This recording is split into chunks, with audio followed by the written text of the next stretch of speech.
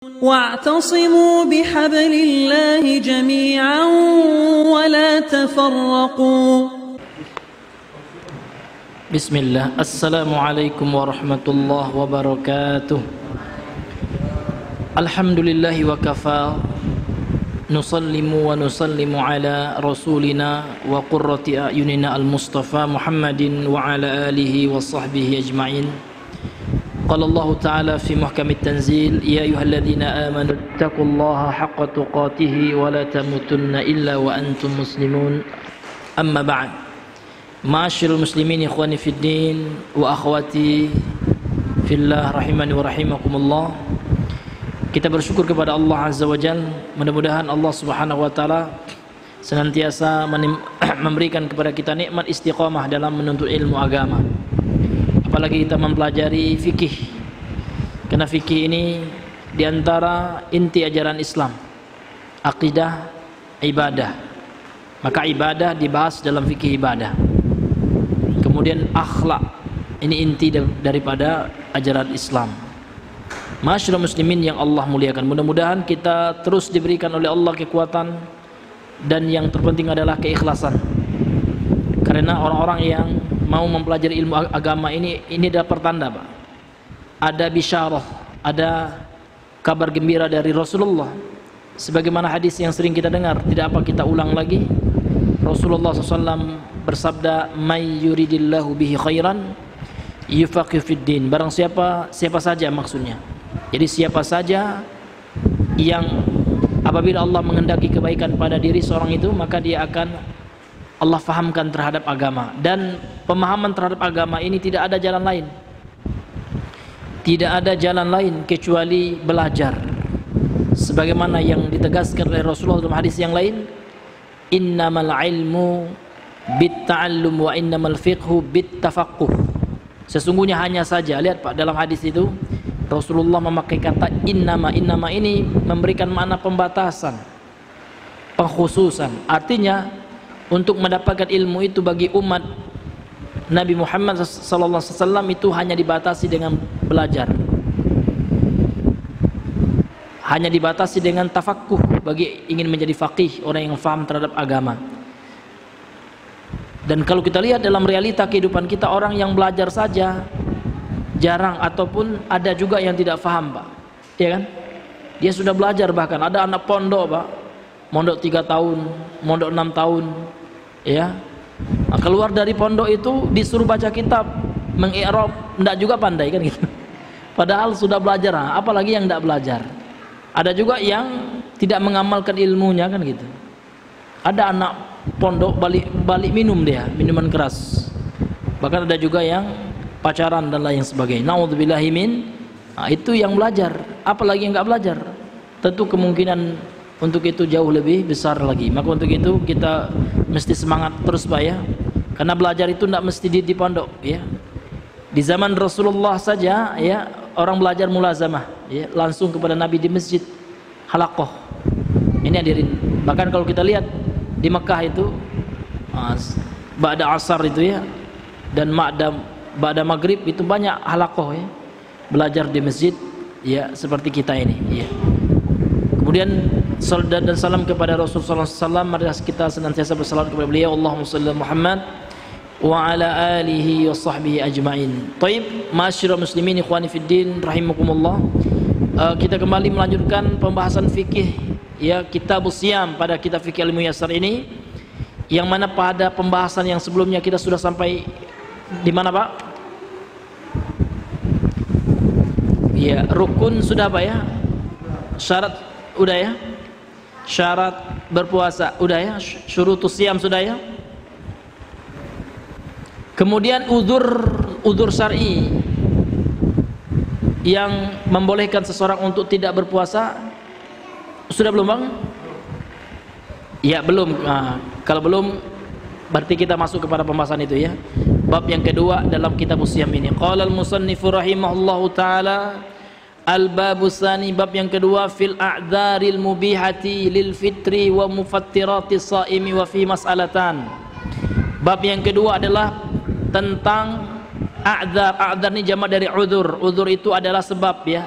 sebab yang membolehkan, al-mubihah yang membolehkan lil fitri untuk tidak berpuasa alias berbuka di siang hari bulan Ramadan.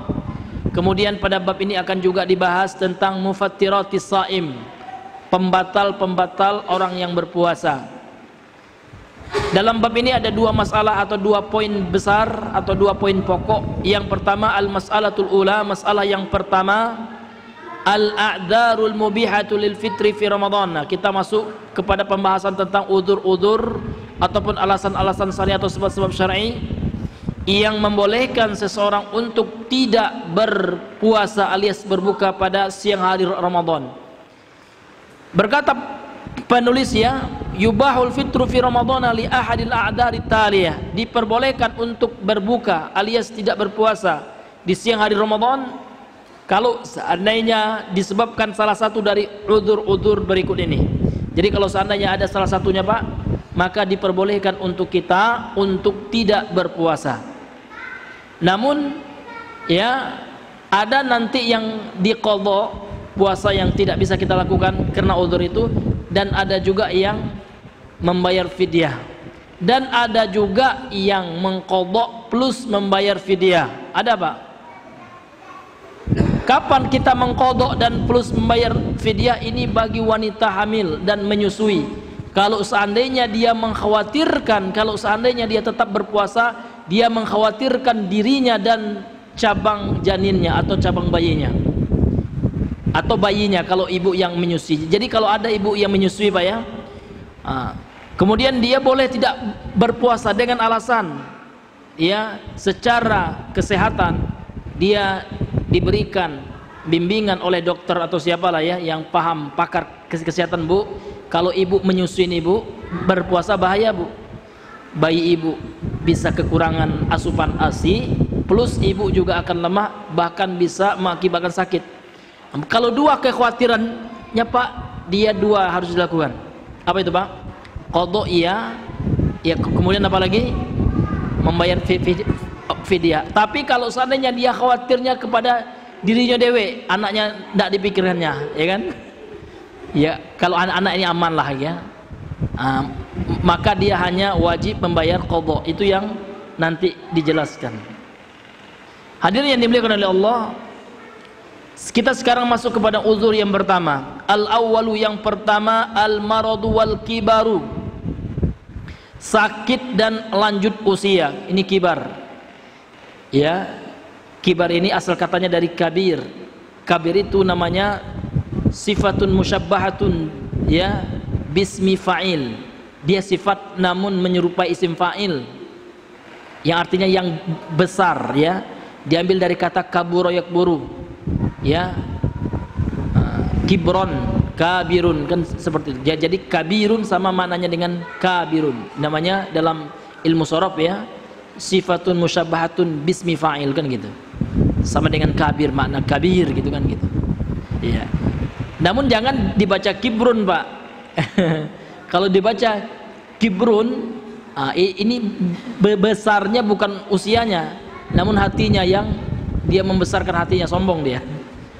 Makanya disebutkan di dalam hadis ya, al-kibru, sombong itu adalah batarul haq, menolak kebenaran, wa khamtun nasi, dan merendahkan, menghinakan manusia.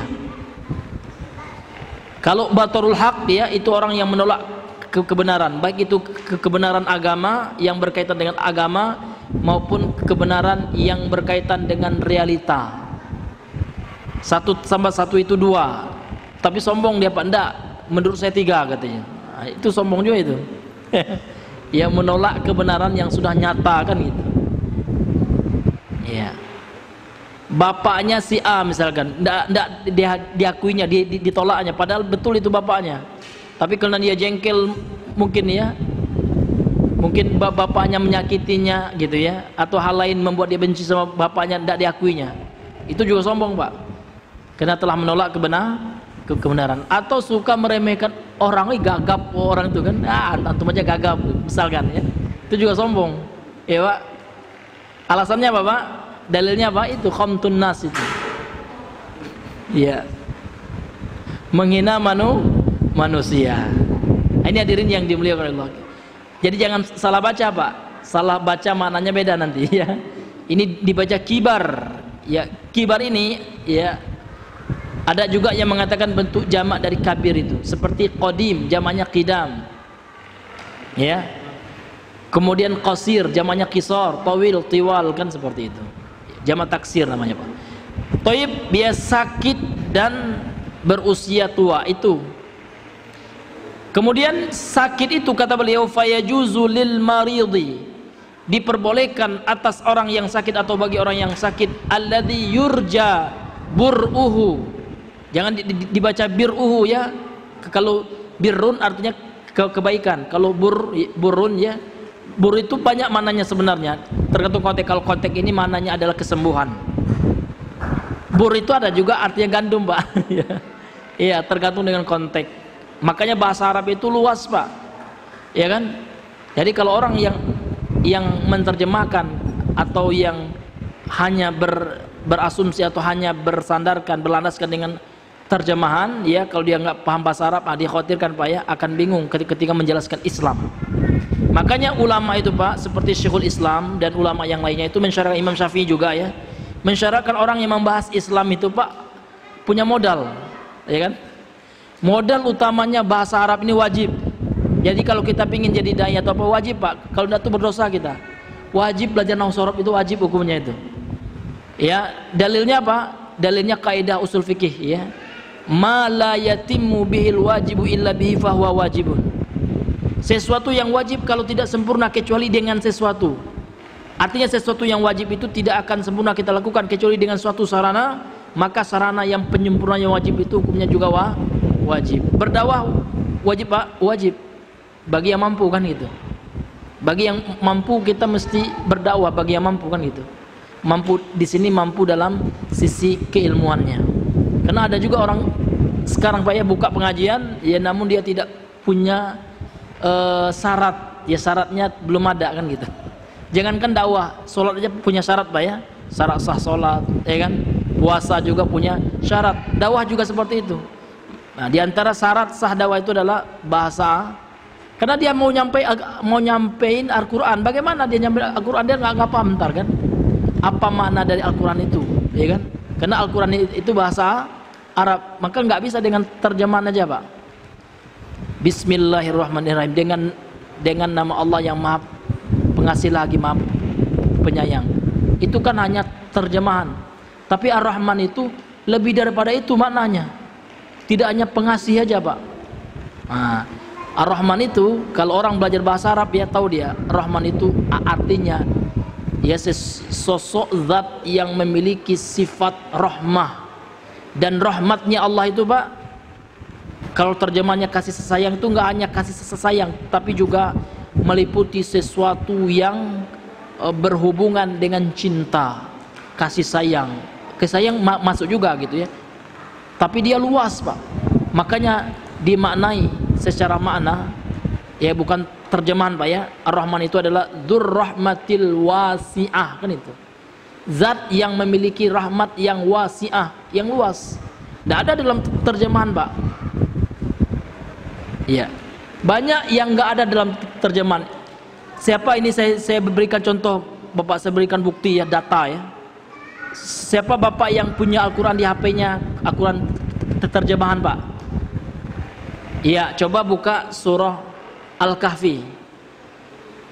Ya, kita ambil contoh, ini pentingnya bahasa Arab, dalam rangka pentingnya bahasa Arab ya. Surah Al-Kahfi ayat ke-9 Bang. Coba dibaca terjemahannya.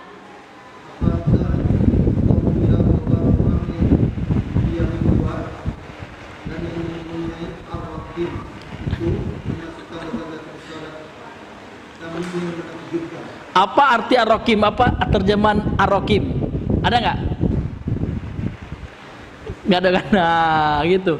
Jadi Ar-Rakim itu Pak, itu harus orang yang ngerti bahasa Arab, yang bisa merujuk kepada kepada namanya mufradatul Quran. Nah, maka Ar-Rakim di situ Pak artinya ya, ini saya bacakan ya. Dalam kitab As-Siraj fi Bayani Gharibil Al-Quran ya, ini namanya kamus ya kosakata Al-Qur'an ini Pak ya. Kitab ini. Ar-Raqimu al-lauhul ladzi kutibat fi asma'uhum. Ar-Raqim itu adalah lauh ya. Lauh itu Pak catatan ya. Iya, catatan yang tercatat di dalam lauh itu, di dalam catatan itu ya, lembaran lah gitu ya. Dalam lembaran itu ya, nama-nama mereka kutibat tertulis fihi di dalamnya. Apa yang kutibat itu? Asma'uhum, nama-nama ashabul kahfi itu. Jadi Ar-Raqim itu Pak, itu adalah lembaran yang tercatat di lembaran itu nama-nama ya ashabul kahfi yang terkurung atau yang ada dalam goa itu. Nggak ada kan ya dalam terjemahan Pak ya? Iya. Nah, ini hadirin. Ini menunjukkan apa? Pentingnya bahasa Arab ini. Nah, ini hadirin yang dimuliakan oleh Allah Subhanahu wa taala. Maka untuk itu Pak, nggak ada kata ya, mic-nya mati Pak ya? Iya. Jadi Pak, nggak ada kata terlambat belajar bahasa Arab Pak. Maka kita jangan malas ya. Iya, baik itu yang tinggal di Jambi ya malasnya nggak belajar bahasa Arab. Harus semangat kita Pak, iya kan? Walaupun belajar dari nol dulu, sulukoh dulu, nggak apa-apa karena belajar itu butuh tahapan-tahapan gitu kan? Iya. Nah, ini hadirin yang dimuliakan oleh Allah. Ini penting sekali memang. Jangan kita menyerupai Oten, ya. Orang Kristen Pak, mereka itu bani terjemah. Agama mereka itu terjemah aja. Mereka hanya bersandar kepada LAI, lembaga ya Alkitab Indonesia aja terjemah. Banyak yang salah-salah ya hadirin yang dimuliakan oleh Allah. Maka umat Islam itu mesti ya memahami yang istilahnya itu original text kan gitu, sehingga kita bisa memahami secara baik ya terhadap agama kita. Nah, ini kita kembali kepada pembahasan kita ya. Jadi kata penulis ya, fayajuzulil marid, maka diperbolehkan bagi orang yang sakit alladzi yurja, yang diharapkan bur'uhu ya kesembuhannya, al-fitru, untuk apa Pak? Untuk ya berbuka. Fa idza bari'a, apabila telah sembuh orang yang sakit itu, wajaba, diwajibkan alaihi atasnya qada'ul ayyamil lati aftaraha, untuk mengganti hari-hari yang dia tidak berpuasa di bulan Ramadan tersebut. Jadi dalam Islam itu Pak, dalam fikih ya, dalam fikih itu orang sakit itu ada dua tipenya Pak. Ada dua tipenya. Tipe yang pertama ada yang disebut dengan istilah orang yang sakit yang masih diharapkan kesembuhannya. Kalau orang yang seperti ini, maka kalau seandainya dia sudah sembuh, wajib dia untuk apa Pak? Untuk mengqadha puasanya. Contoh, orang sakit mah, pas bulan puasa kambuh mahnya kronis ya, maka dokter menyarankan Bapak jangan berpuasa dulu. Boleh dia tidak berpuasa, namun ketika dia sudah sembuh, karena sudah masih ada harapan gitu ya untuk kesembuhannya, maka wajib mengqadha. Namun ada juga Pak tipe yang kedua, al-maradul ladzi la yurja, al-maridul ladzi la yurja bur'uhu. Ada orang yang sakit yang memang sudah pesimis Pak ya, tidak lagi ya diharapkan kesembuhan. Maksudnya tidak diharapkan itu Pak, maksudnya sudah parah betul penyakitnya. Maka orang yang sakit yang seperti ini Pak, boleh tidak mengqadha karena dia nggak sembuh gitu ya. Namun dia diwajibkan untuk apa Pak? Untuk membayar fidyah, yaitu dengan memberikan makan ya satu hari ataupun sekali lah gitu ya, maksimal minimal sekali ya Pak ya, minimal yang wajibnya sekali seorang fakir miskin. Kalau 5 hari dia sakit ya, atau yang tidak diharapkan lagi kesembuhannya itu Pak kan 1 bulan ya, maka 1 bulan itu dia membayar ya fidyah. Ma'asyiral muslimin yang dimuliakan oleh Allah. Kemudian dalilnya Pak, liqaulihi ta'ala, berdasarkan firman Allah Ta'ala. Ini ayat yang sering kita baca Pak, ayyaman ma'dudat, puasa itu ya pada hari-hari yang telah ditentukan, yang telah diketahui ya, yang telah terhitung. Faman kana minkum maridhan, dan barang siapa, maka barang siapa di antara kalian yang sakit, aw ala safarin, atau yang dalam perjalanan, fa'iddatun min ayyamin ikhwar, maka iddahnya atau qadanya adalah di hari-hari yang lain, artinya ketika dia tidak sakit atau tidak safar. Kemudian firman Allah dalam surah Al-Baqarah 185, faman syahida minkumus syahra falyasum, maka barang siapa di antara kalian yang menyaksikan bulan, maka hendaknya mereka berpuasa. Wa man kana maridhan, dan barang siapa yang sakit, aw ala safarin fa iddatun min ayyamin ukhra, atau dia dalam keadaan safar, maka hendaknya dia berpuasa mengqadanya pada hari-hari yang lain. Ini hampir sama, ini merupakan dalil ya dari Allah Subhanahu wa taala, dari firman Allah Subhanahu wa taala bahwasanya orang yang sakit ya itu ya diperbolehkan untuk berbuka puasa, tidak berpuasa namun dia wajib untuk mengqadanya. Kemudian tipe yang kedua yang seperti yang telah kita sampaikan tadi Pak ya, wal maradul ladzi yurakhasu ma'hu fil fitri wal maradul ladzi yashukku 'alal maridi siyamu bisababihi.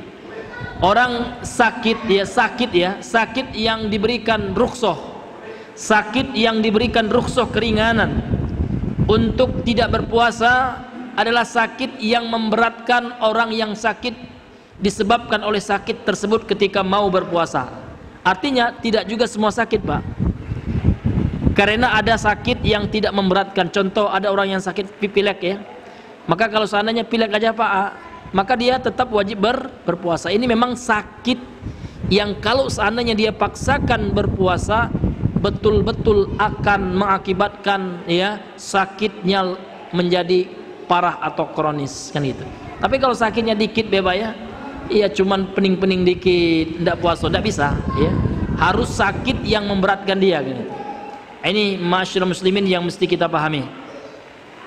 Kemudian ammal maridul ladzi la yurja bur'u, adapun orang yang sakit yang tidak lagi diharapkan kesembuhannya, sakitnya sudah parah betul Pak.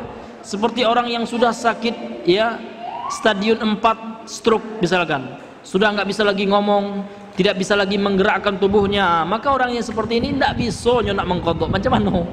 Ya kan sakit terus gitu ya, maka boleh untuk membayar fidyah. Awil ajizu anisyam ajzan mustamirron, atau seseorang yang sudah usia tua tidak mampu lagi berpuasa berlanjut seperti itu, kal kabir, seperti orang yang lanjut usia, maka boleh membayar fidyah. Fa innahu yuftir, maka boleh untuk tidak berpuasa alias berbuka. Wala yajibu alail qada, tak wajib untuknya untuk mengqada karena enggak mampu untuk mengqada. Namun yang diwajibkan apa Pak? Wa innamat talzamuhu fidyatun, namun yang diwajibkan baginya adalah membayar fidyah. Bi ayyut'ima, yaitu dengan cara memberi makan, an kulli yaumin, setiap hari, miskinan, seorang fakir miskin. Lianna Allah azza wa jalla ja'ala al-it'ama ya ma'adilan lis-siyami hina kanat takhiru bainahuma fi awwali ma furida siyamu. Karena Allah Subhanahu wa taala, ya ini hikmahnya Pak. Jadi kenapa hikmah membayar fidyah itu dengan memberikan makan itu, kenapa? Alasannya Pak, karena Allah ya pada awal diwajibkannya puasa. Ini di awal-awal Pak ya. Di awal-awal diwajibkannya puasa pada umat Rasulullah itu, di awal-awalnya Pak ya, Allah menjadikan makanan itu, memberikan makanan itu sebagai ganti puasa bagi orang yang tidak mau berpuasa. Karena di awalnya Pak puasa itu wajib namun diberikan pilihan, wajib berpuasa namun kalau ada yang nggak mau berpuasa akan tapi dia diwajibkan untuk memberi makan gitu. Ini di awal ya, makanya disebutkan fi awwali ma furidas siyamu. Di awal-awal ya difardukan atau diwajibkan ibadah puasa itu pada umat Nabi Muhammad SAW, syariat Nabi Muhammad SAW. Namun itu sudah dinasakh namanya, sudah menjadi mansukh gitu ya. Ya, setelah diturunkan surah Al-Baqarah 183 itu, maka ibadah puasa itu wajib, dia tidak lagi menjadi pilihan, wajib. Yang boleh untuk membayar fidyah hanyalah orang-orang yang mendapatkan udzur syar'i atau orang-orang yang memiliki alasan syar'i. Seperti itu hadirin yang dimuliakan oleh Allah Subhanahu wa taala. Kemudian dalilnya apa Pak? Dalilnya adalah perbuatan sahabat, yakni perbuatan Anas bin Malik. Faqad at'ama Anasun ba'dama kabura aman aw amaini, maka sahabat Anas bin Malik pernah membayar fidyah, memberikan makanan setelah beliau lanjut usia. Karena Anas bin Malik ini termasuk sahabat yang panjang umurnya. Di antara sebabnya karena didoakan oleh Rasulullah. Aman 1 tahun, au amain atau 2 tahun. An kulli yaumin miskinan, setiap hari beliau memberikan makan itu seorang ya miskin. Wa qala Ibnu Abbas, kemudian Al-Imam Ibnu Abbas hafizahullah radhiyallahu anhu, sahabat ya Ibnu Abbas radhiyallahu anhu, beliau mengatakan fi syekhil kabir, terhadap seorang laki-laki yang sudah lanjut usia, wal mar'atil kabira, atau seorang wanita yang sudah lanjut usia, la yastati'ani an yasuma, yang mana mereka berdua tidak lagi mampu untuk berpuasa, fal yut'ima, maka hendaknya wanita yang tua atau laki-laki yang tua ini, hendaknya mereka berdua itu kalau tidak mampu lagi, sudah lanjut usia Pak ya, hendaknya memberi makan, maka kulli yaumin miskinan ya, setiap hari yang dia tidak berpuasa itu diganti dengan memberi makan seorang fakir miskin. Nah, ini hadirin yang dimuliakan oleh Allah Subhanahu wa taala. Seperti itu ya. Dan kemudian ukurannya apa Pak? Berapa ukuran membayar fidyah itu? Fayut'imul ajizu anis siyami ajazan la yurja zawaluhu bimaradin kana au kibarin an kulli yaumin miskinan nisfu sa'in min burrin au tamrin au aruzin au nahwihima min qutil balad. Ini jadi orang yang membayar fidyah yang disebabkan oleh orang yang sakit yang tidak lagi diharapkan kesembuhannya, atau seorang laki-laki yang sudah lanjut usia atau perempuan ya, maka dia memberikan fidyah itu setiap hari kepada seorang fakir miskin itu nisfu sa', yaitu setengah sa'. Setengah sa' itu berapa Pak? 4 mud ya, arba'atu amdad. Mud itu Pak ukuran 2 telapak tangan laki-laki yang adil seperti ini. Namun kalau seandainya kita kilokan menjadi berapa, ada perbedaan pendapat. Kalau yang dipilih oleh penulis kitab ini, wa miqdaru sa'i, ukuran satu sa' itu adalah kiluan, 2 kilo, kiluani, wa rub'un ya, dan 2 kilo seperempat gitu, takriban, kira-kira kan gitu. Namun ada juga ulama yang melebihkan, udahlah untuk hati-hatian 3 kilo bela, anggap B 3 kilo ya, karena kalau lebih pun tidak apa-apa Pak, asalkan jangan kurang kan gitu ya. Kalau lebih, kelebihannya itu dianggap sodakoh kan gitu ya. Maka boleh dengan apa Pak? Dengan makanan pokok, kalau orang Arab gandum, atau dengan kurma kering, kalau kita dengan beras. Nah, akan tetapi fatwa ulama kontemporer sekarang yang lebih afdol itu ya adalah dengan nasi bungkus saja. Alasannya apa? Alasannya kuat juga Pak. Alasannya memudahkan untuk orang miskin itu makan Pak. Boleh jadi Pak, kalau beras saja kita kasih orang miskin itu Pak, boleh jadi ya dia ada katik lauk ya kan, masak nak makan nasi be kan gitu. Ataupun kalau ada lauk Pak, mungkin dia belum bayar listrik ya, padam lampunya, tidak bisa dimasaknya beras itu kan, tidak bisa dia hidupkan magicomnya, masak nak makan beras be kayak ayam kan, tidak mungkin Pak. Maka lebih afdol ya, maka berikanlah nasi bungkus namun seharga ya setengah kilo beras, 1,5 kilo beras. Sekilo beras kalau makanan kita sokan ya itu lumayan juga Pak ya, atau bare Solo. Bare Solo sekarang sekilo berapa Bang? Iya 20.000. Jadi 25.000 Pak. Jadi kita beli nasi sederhana gitu Pak. Seperti itu Pak ya. Wallahu taala alam bisawab ya. Kemudian kata beliau, hadza wa in shamal maridu sahha siyamuhu wa jazaahu. Kalau seandainya orang yang sakit itu tetap berpuasa Pak ya, dan sampai puasanya mampu dia menahan sakitnya, ngotot dia puasa, maka puasanya sah dan sudah terlaksana itu. Ini hadirin yang dimuliakan oleh Allah Subhanahu wa taala. Kemudian kita masuk kepada udzur yang kedua. Yang pertama kan sakit dan lanjut usia. Udzur yang kedua, as-tsani yang kedua, as-safar, yaitu safar. Fayubahu lil musafiri al-fitru fi ramadhana.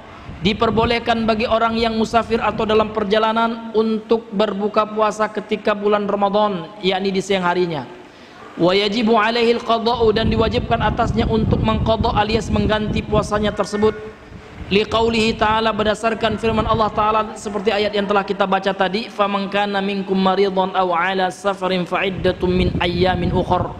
Wa qauluhu ta'ala, kemudian berdasarkan firman Allah Ta'ala, faman syahida minkumus syahra falyasum wa man kana maridan aw ala safarin fa'iddatun min ayyamin ukhra. Dalil yang tadi dalam Al-Quran Pak ya.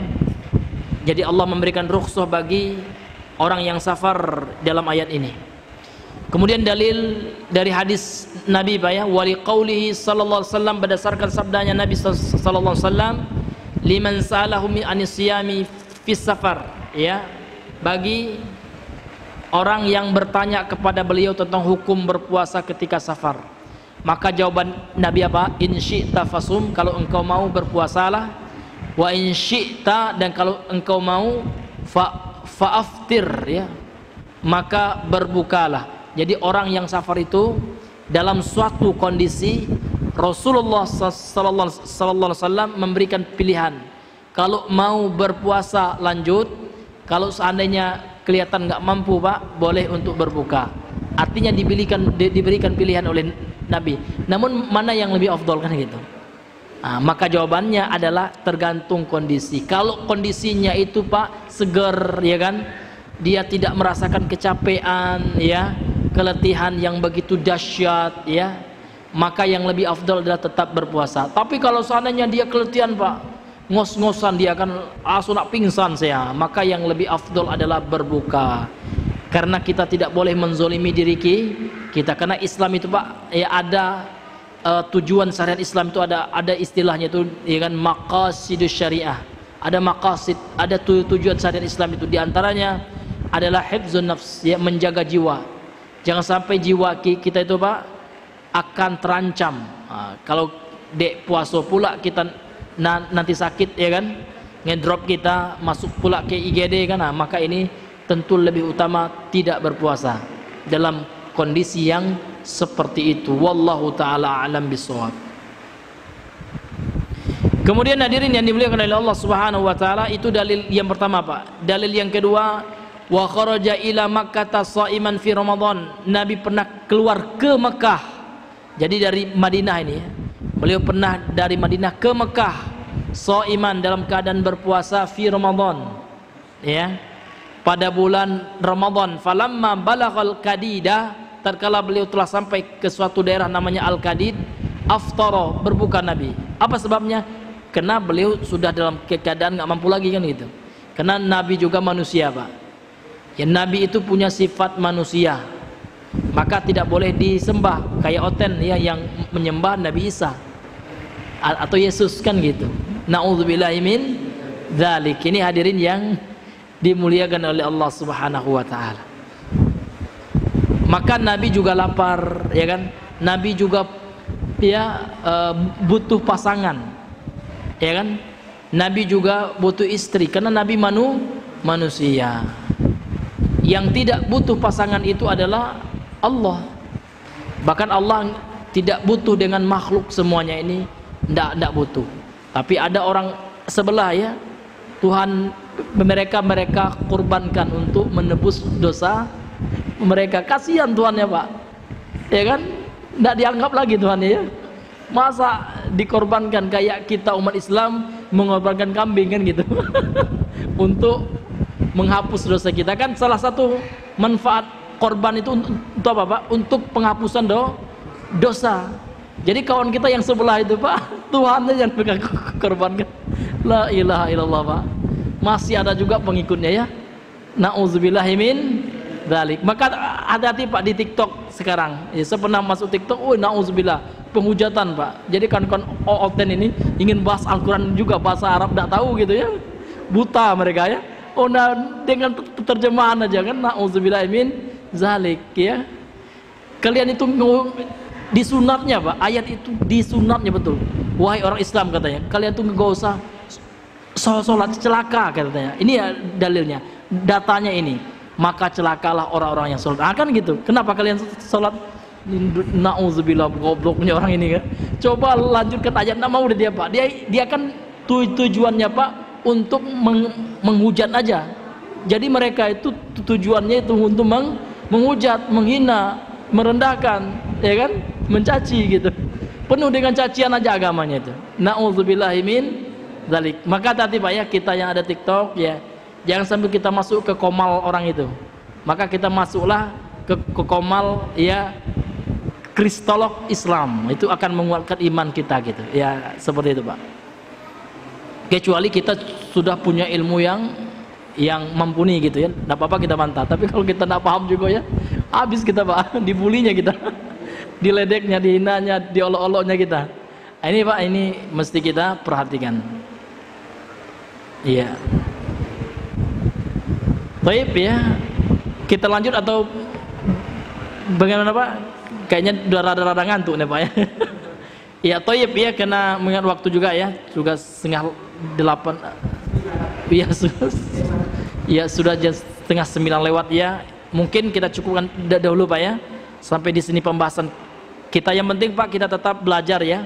Tetap kita belajar istiqomah insyaallah ya. Itu yang akan membawakan kita kepada kebaikan dunia akhirat ini. Kemudian kita ya cukupkan sampai di sini. Sebelum kita tutup, mungkin ada yang ingin bertanya, maka kami persilakan ya.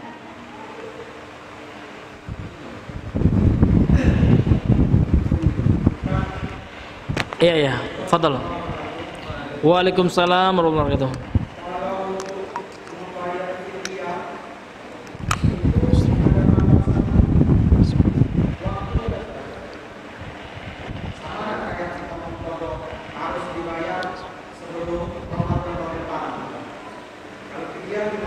Masya Allah, ini pertanyaan yang bagus, betul. Ya, ada batasan waktunya. Jadi batasan waktunya kapan, jangan sampai masuk Ramadan yang berikutnya. Maka fidyah kita di Ramadan yang lalu harus sudah kita bayarkan. Nah, itu. Kalau seandainya telat bagaimana? Itu wallahu alam ya.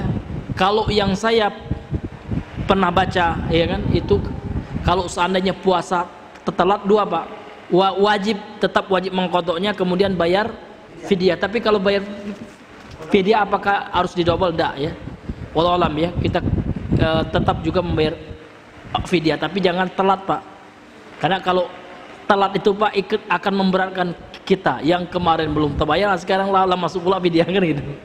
Akan memberatkan seperti itu. Iya, wallahu alam bisawab. Apa Pak?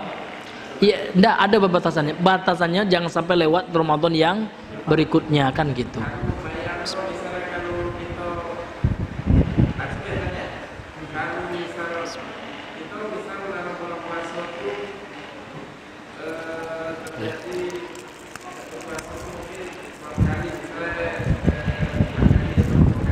Iya.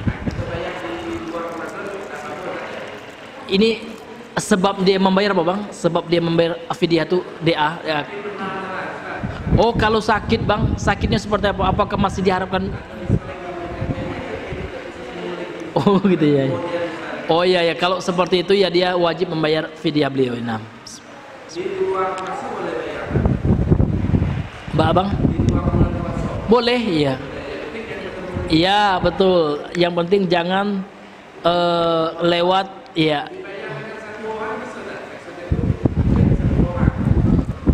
Bisa Bang, tapi dihitungnya tetap ya, jangan satu orang sekali pula seorang, tidak boleh.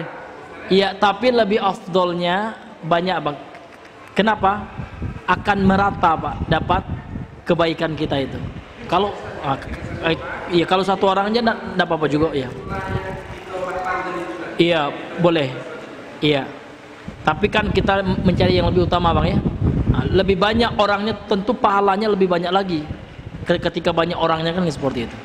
Nah. Iya ya.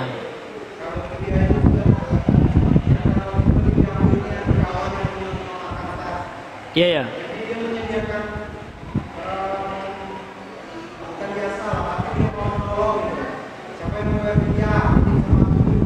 Iya.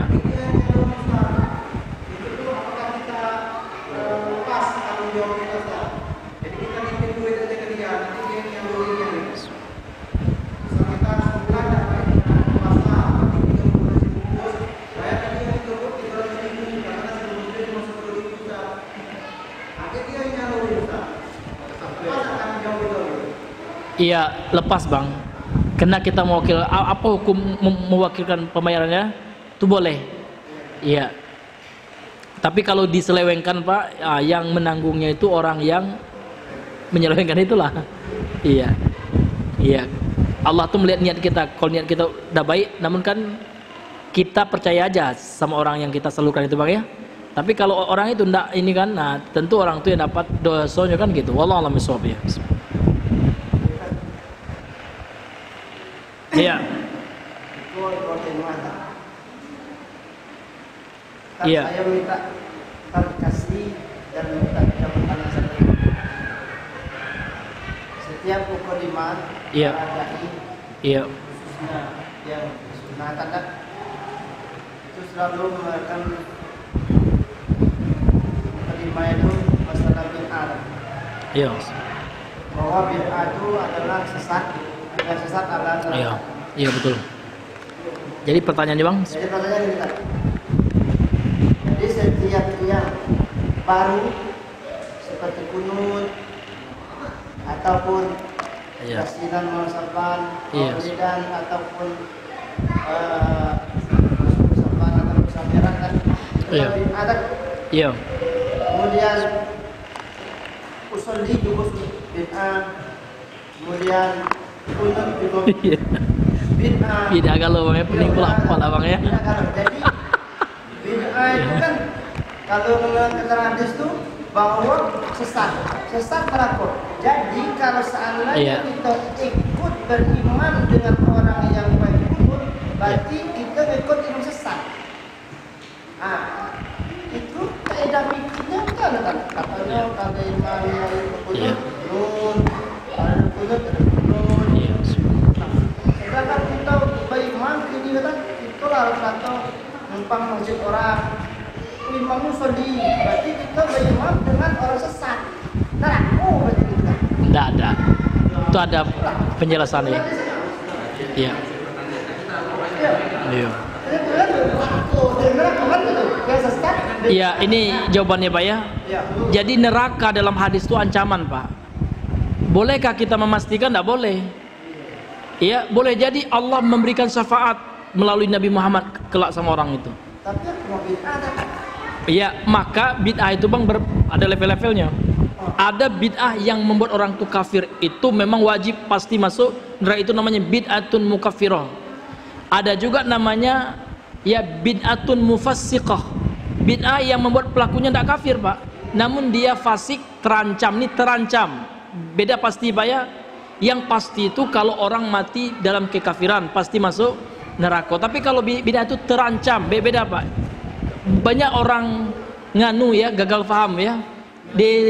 Dituduhnya kita ini memastikan, enggak Pak, enggak memastikan seperti orang yang berzina.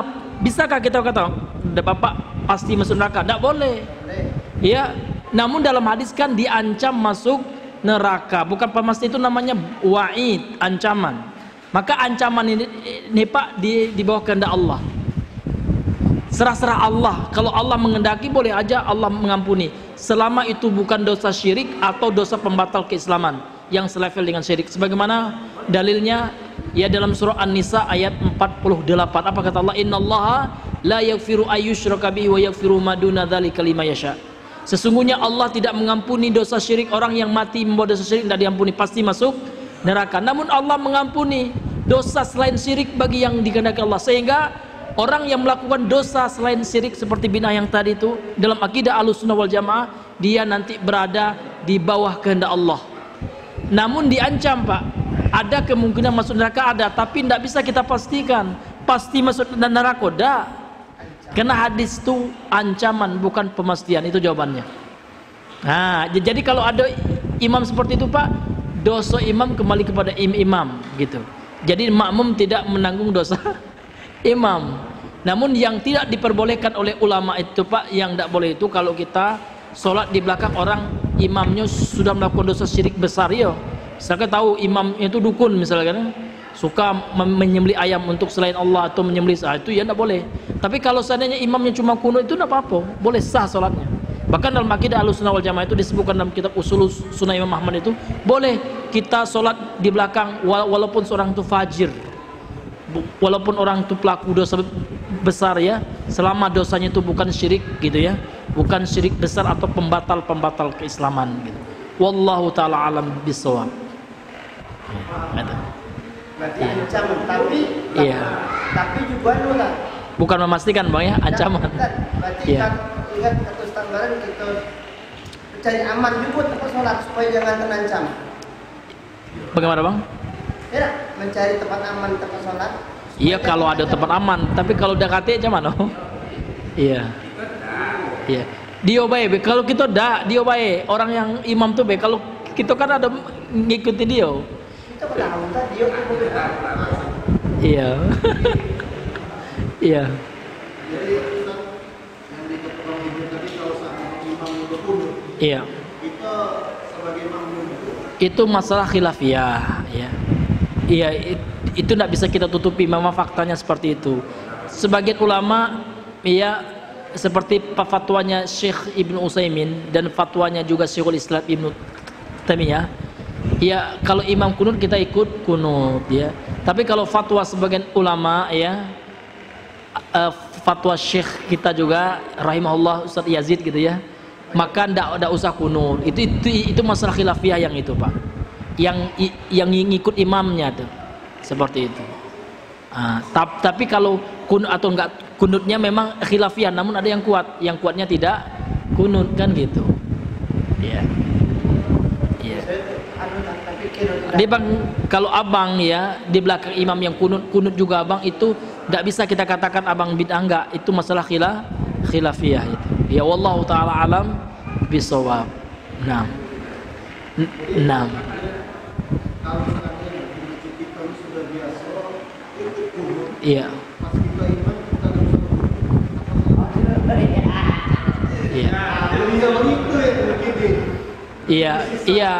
Kalau kita yang jadi imamnya kita sudah tahu ilmunya kunut itu lemah dalilnya, ya kan? Maka tentu yang kita jangan kunut gitu, Pak. Namun harus diomongi baik-baik. Tapi resikonya tentu ada ya. Seperti ada teman kita Pak, dia orang Jangkat dan imamnya udah bertahun-tahun Pak. Bahkan adiknya lah jadi dosen imam juga di masjid itu Pak. Tetapi orangnya gentleman. Jadi diumumkan Pak, setelah saya mempelajari ilmu habis sholat itu kan, maka saya mohon maaf ya, saya kalau nak diperintahkan jadi imam lagi, saya tidak lagi bisa memimpin kunut Pak, tahlilan, yasinan, karena saya sudah ada ilmunya. Dijelaskan oleh beliau. Tapi memang qadarullah, memang seperti itulah ujiannya Pak. Beliau diusir dari masjid. Iya. Iya, dan sekarang beliau lagi dijangkat, ya. Dan beliau minta doa juga supaya karena beliau belum dikasih keturunan beliau. Iya. Wallahu taala alam bisawab ya. Iya ya.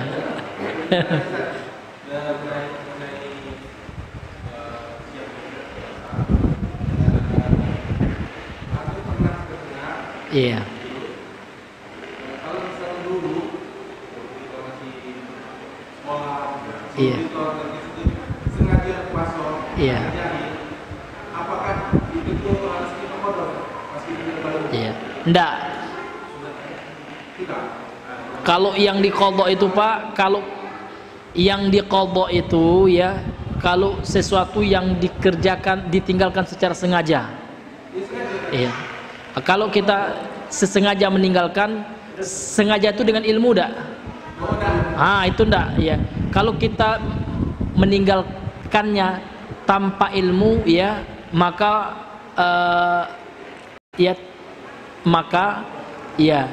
tidak ada kewajiban kita untuk mengqadhanya. Iya. Iya. Maka kita wajib untuk tobat. Itu pendapat ulama ya. Namun ada juga pendapat ulama yang lainnya ya. Ini ada beberapa pendapat dari ya. Ya, ada juga pendapat ulama itu, kalau seandainya kita sudah baligh, maka kita qadha juga. Seperti itu. Kalau kita sudah baligh. Namun kalau seandainya kita sudah lupa, Pak, bagaimana caranya? Perbanyaklah puasa. Niatkan mengqadha puasa yang kita lupa. Ya kan? Contoh Senin Kamis puasa kita, namun kita niatkan membayar puasa kita yang mungkin kita lupa ketika balik hendak puasa. Itu bisa kita jadikan solusi. Dan yang terpenting banyak-banyak bertobat ya. Mudah-mudahan Allah menerima taubat kita. Wallahu a'lam bishawab. Ya, yang paling kuat dia puasa aja. Ya. Ya. Iya.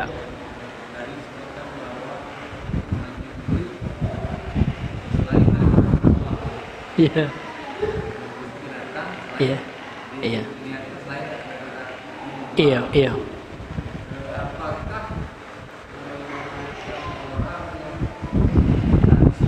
Iya.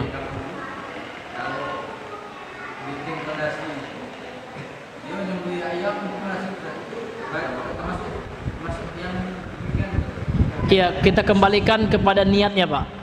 Ya, kalau seandainya orang yang menyembelih niatnya memang untuk mendekatkan diri kepada selain Allah. Jadi ada satu sosok mungkin yang dianggapnya penunggu atau wali atau apa ya. Kalau dia sembelih untuk itu syirik besar itu, naudzubillah. Iya. Iya. Pakai ya, walaupun menyebut nama Allah tapi niatnya itu, Pak, untuk menjadikannya sebagai persembahan, untuk menjadikannya sebagai tumbal, atau untuk sesuatu yang dianggap memiliki kekuatan selain Allah. Contoh, Pak, orang yang menyembelih untuk jembatan. Itu kalau kita tanya untuk apa ideal, apa keyakinannya? Kalau keyakinannya, oh ya, kalau seandainya kita kasih kepala kerbau, kita sembelih ke kerbau, nanti akan aman ini kan, tidak akan lagi ada korban katanya. Itu bisa masuk itu. Iya.